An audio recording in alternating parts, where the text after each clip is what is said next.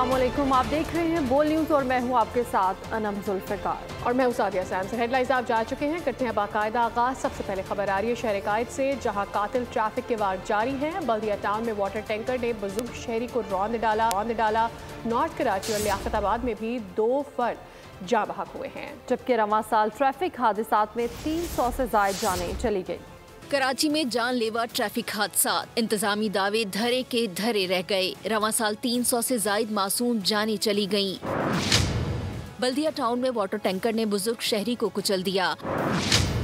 मुश्तिल शहरियों ने टैंकर को आग लगाने की कोशिश की, शीशे भी तोड़ डाले। वाटर टैंकर का ड्राइवर मौके से फरार हो गया। नॉर्थ कराची में तेज रफ्तार गाड़ी की जद में आकर मोटरसाइकिल सवार जान से गया। हादसे में जख्मी 18 साल आमिर को अस्पताल मुंतकिल कर दिया गया। लियाकताबाद में नामालूम गाड़ी की टक्कर से जख्मी शख्स दम तोड़ गया। रवां साल जिला मलीर में सबसे ज्यादा ट्रैफिक हादसा, 101 अफराद मौत का शिकार हुए। जिला साउथ में रवां साल ट्रैफिक हादसात में 25 अफराद की जानें गईं।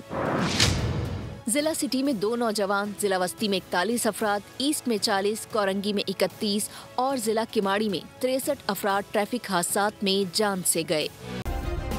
सब्सक्राइब करें और बेल दबाएं ताकि कोई खबर रह न जाए।